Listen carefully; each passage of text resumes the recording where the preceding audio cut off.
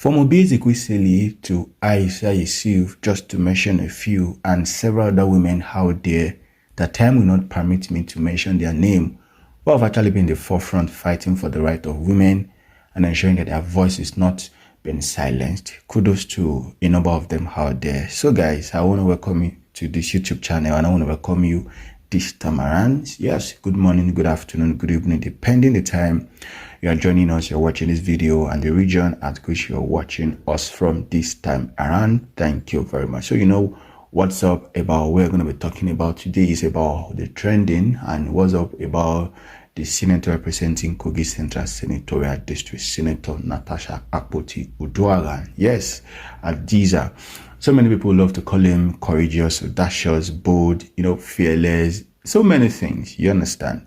Now, we saw the news a few days ago that the Senate actually rejected a resumption back to the plenary and the Senate sitting, and that actually sparked several reactions and speculations. Why some of the others have believed probably there might be some kind of personal vendetta between the Senate president and Senator Natasha, because they felt this time around, this one is even beyond sitting arrangement or beyond all of what you guys alleged this woman had this time around. That means truly there is a cockroach in the cupboard that you don't want Nigerians to see.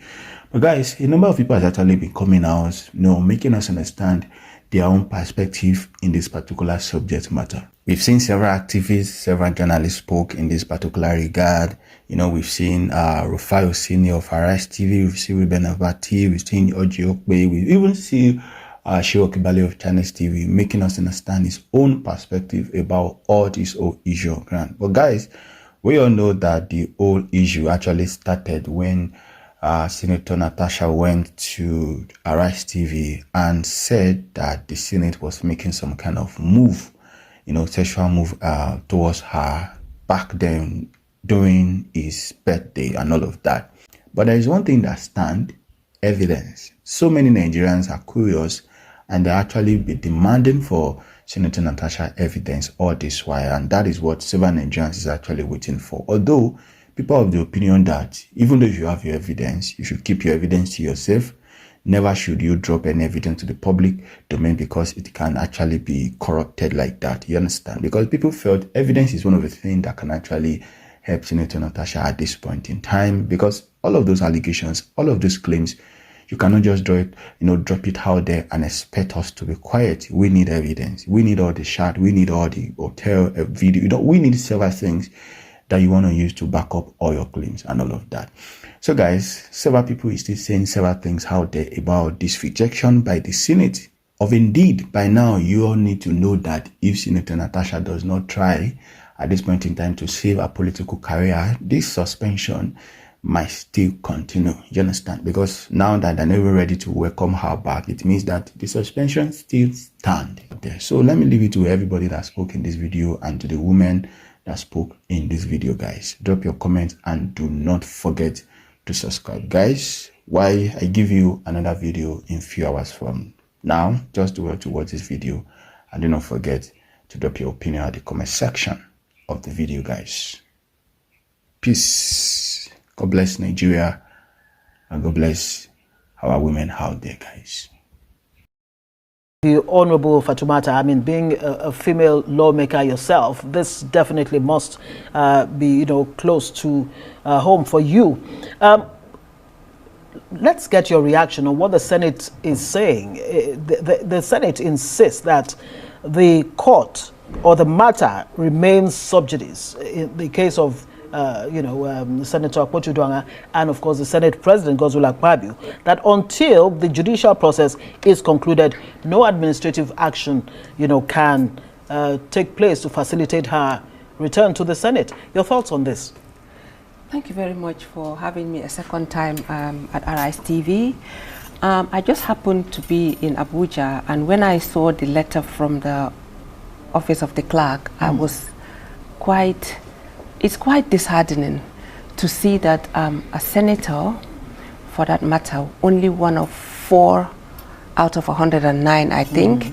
So we are talking about the limited number of female elected parliamentarians, and now we are talking about losing one great representative. So it's something that really touches my heart. And when I wrote that letter last night, it was just out of conviction. Right. I know I'm not Nigerian, but I am African. I am Pan-Africanist, and I am from the sub-region as well. And also, as a former member of the ECOWAS Parliament, I know how a bit of how Nigerian politics is. I did not write it on behalf of anyone. It's on my own personal capacity, not even as the chair of the Gender Committee for that matter, so I should make that very clear. The letter was on my own personal capacity as an African, a West African for that matter, and as one of only 3 female elected members in my country out of 53. So I know what she is going through. I know the hurdles, I know the struggles that women parliamentarians go through to be elected, let alone going to serve and having been denied that opportunity to serve. So when I wrote that letter, it is, yes, the matter can be sub judice, but part of the matter is sub judice. Right. Being sub judice shouldn't stop the senator from going back, because she was suspended for 6 months.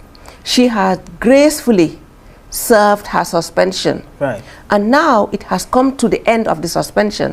What is stopping the Senate from bringing a motion, debating it in Parliament, and then listening to fellow senators? That is how parliamentary procedure should be. It shouldn't just be at the leadership of the Senate or a specific committee to decide the fate of a legally elected senator for that matter. They are depriving Kogi Central from representation, and that is wrong. So it means that they have snatched their constitutional right of representation, and that is where I'm looking at it from. I'm not supporting either side. I'm just neutral because I'm not even Nigerian for that matter. But being a female, I know how Senator Natasha feels. It would be nice to, get your personal experience as a female parliamentarian in your country. But let me bring in Dr. Sam. Dr. Sam Amadi, is the Senate overreaching itself? Is this a constitutional overreach with this move? They wrote her this letter on the 4th of September that her suspension will continue indefinitely. Well, I think my understanding is that the clerk wrote that they are waiting for the clarity. I think this is a case of overreach, part of overreach. I think it's even an abuse of the privileges of the senators themselves. Look, let's be very clear here. The parliament is a self-governing institution, and what that means is that they regulate themselves by their procedure. The clerk is not a parliamentarian. The clerk is an administrator, support. So the clerk cannot authorize suspension or continued suspension of a member, number one. Number two, even the Senate President, I was a special advisor to the Senate President, I was in Parliament when a few days ago when I spoke to the West African Parliament on the issue of fiscal, public finance and audit. And the key point is that oftentimes the legislators make the rules themselves but don't even follow through the rules. Right. Natasha, let's forget what led to what. Okay, I believe that the National Assembly, contrary to what some think, has the power to suspend their member. But that suspension has to be within the proceeding of that house, because that's a real parliamentary power. If that suspension has elapsed, there's no two things here. The clerk cannot no further wait anything. They have to go back, except the parliament meets again for other reason and triggers is parliamentary procedure to take further action. That's number. Number two, it's actually wrong.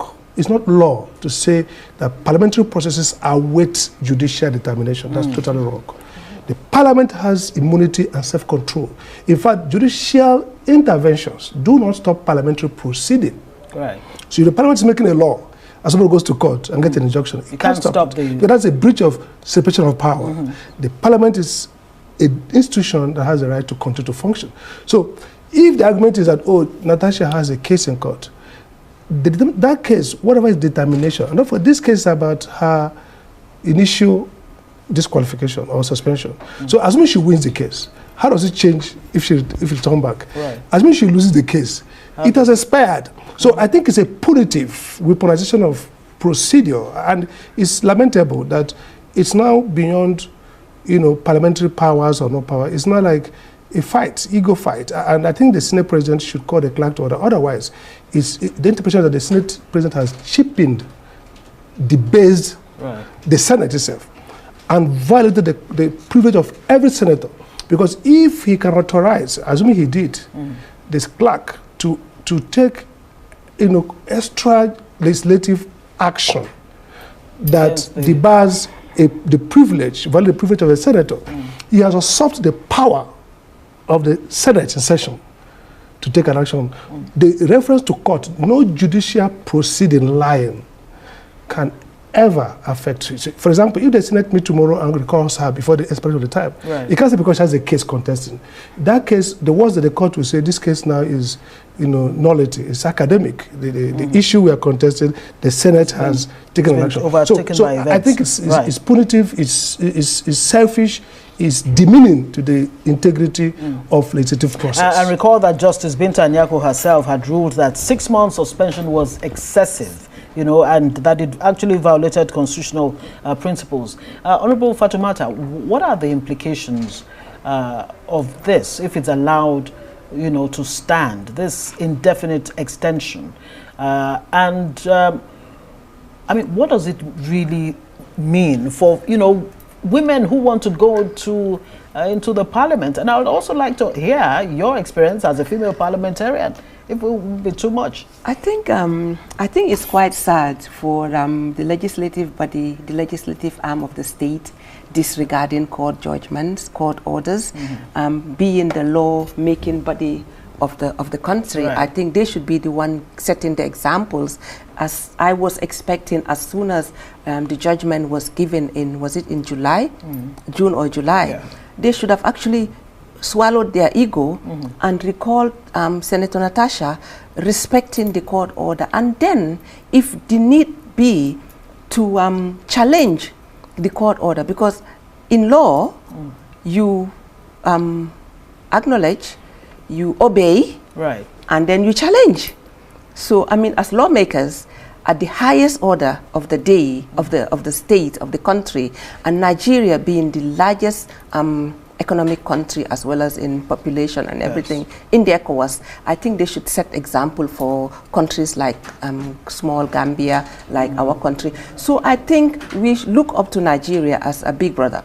If we see them doing this at that level, it is a bit worrisome for the sub-region. So that is why when I sent the letter, I sent this letter as a friendly call to the Senate President. That's why I actually wanted to deliver it personally. Are there options that the suspended Senator Udwanga can, explore? What are those options? I think now the suspension has been exhausted. She had served her suspension. So what suspension are we talking about now? That's why I said illegal suspension, because the continuity of an exhaustive suspension is an illegal suspension. So right now, she should be serving at the Senate, because the suspension was for 6 months and the 6 months is over. Normally, parliamentary procedures, the moment Parliament sits, they should look into these matters and bring a motion that, okay, we suspended a senator for 6 months, the 6 months has exhausted, and they go ahead. And if they go ahead to suspend her further, then it means that it is personal. Right. Dr. Samamadu, any options before Senator Udwanga that she can actually explore? The difficulty of parliamentary procedure is that it's like a closed system. In fact, proper judges should not even query what the parliament does, because that's why the rules section 60 says they are self-regulated. Unless if the procedure is wrong. Yes, it's for the privilege of the senators to point that. But the second issue is that if it's against the constitution. But again, I think the point here is for the Senate President to respect the privilege of his other senators and override the clerk's letter. The clerk has no authority to, by himself, extend anything. Do you think the clerk, did it on his own? Did it on Of course, if the Senate President insulted him, as I presume, then the Senate President is smart enough to know that they are going against the grain of constitution, legality, common sense, ethics. You don't want to be a Senate president that is seen as weaponized against women. You don't want to be a Senate. Senate has a reputation. By the way, the parliament globally suffers from struggle with public trust. Right. So if you are self-inflicting more public distrust by a fixation against a woman and herself, I mean, there could be real issues between them. There could be, he may be right or wrong. That's not the point. The point is that having suspended her 6 months, that's really punitive. That's even though, in my view, constitutionally okay, you have a right to do that, but it's long. Now that it has ended, it's really unthinkable that you put further obstruction from allowing this woman to come to parliament. So I think it's the most sensible thing to do is for the Senate president to take up the leadership and save the institution for further. I mean, and swallow his ego like. There should be no ego here. You've won the battle.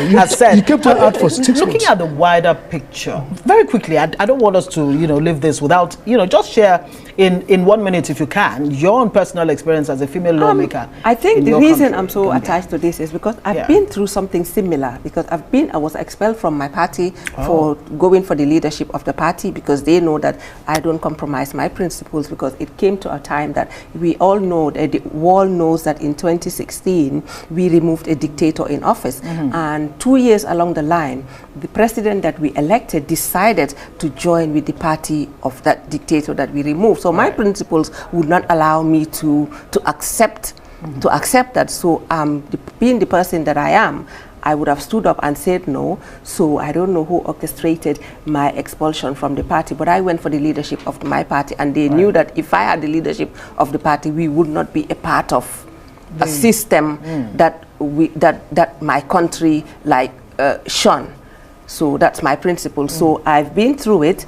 I was at the ECOWAS Parliament as well, and they unceremoniously removed me at the ECOWAS Parliament, 1, because of my vocal opinions, and 2, because of my stance and my principled stance. So I know exactly what Senator Natasha is going through. My matter was at the court, and the court held on to the matter until after the elections, obviously believing that I would wait for the party to give me a ticket to contest for the elections. I went and contested independent, and immediately after the elections, the judgment came out in my favor, that my expulsion was illegal. But had I been waiting for that, I wouldn't have been a sitting member of parliament. So I took it upon me and went independent and won my elections. So I think as women, and it's clearly stated in the letter, we are struggling to have our voices heard. And these matters like this keep us back, because like that child that is watching Senator Natasha now, she might want to be a Senator Natasha in the future, but then thinking of the struggles, even their parents would not want them to go through this, because we love our children so much that we wouldn't want them to go through certain hurdles in life. So I know what Senator Natasha is going through. And again, as stated in my letter, I think it is unfair for the extension of an already exhausted suspension. And I think the amount to double jeopardy. Yes, and I think it is wrong for the clerk to write without being given the authority to do so by the plenary, and they are in recess. So who had given him that authority when they have not seated? Senator Natasha was suspended by the plenary. If the committee had given the report and the plenary had said no, she wouldn't have been suspended. So the extension should have gone through the plenary, and a motion should have been tabled at the plenary and debated, giving the senators the right to choose whether Senator Natasha should come back. Dr. Sam, I'm not sure. I don't know if I'm being rounded up or not, but let me take advantage of it because I really cannot hear anything. The defiance of court orders and abuse of public power seems to be at the heart of this issue. It is, and the sense of being above the law. First is the issue. This is a case of sexual harassment that dovetailed into parliamentary, removing her. And again, there are 2 issues. First is the sitting arrangement and the refusal could be handled by parliament itself, which they have done. The other issue about sexual harassment is a case that every senator, anybody can file. So what we are seeing here is the sense in which the institutions themselves don't respect their rules and dignity. You see, I haven't served as special advisor to the Senate president. I understand that, look, like she said, the Senate president is not an alternative to the plenary. He's just a manager. And I've argued that there's too much power in that office. It's like the US leader of the parliament or the Senate or the speaker. They don't exercise, they can exercise power over, proceedings in terms of whether you list a bill, but you can't exercise the kind of power to shut out a member whose expulsion by plenary has ended. Well, no interpretation. She gets back to the work, they can trigger. So I think it's an abuse of power. I think it's a disrespect for the institution. And I think it shows some kind of savagery and maybe primitivity. People come to institutions and they secrete those institutions. Which could have implications. Dr. Sam Amadi, Director, Abuja School of Social Political Thought, thank you so much.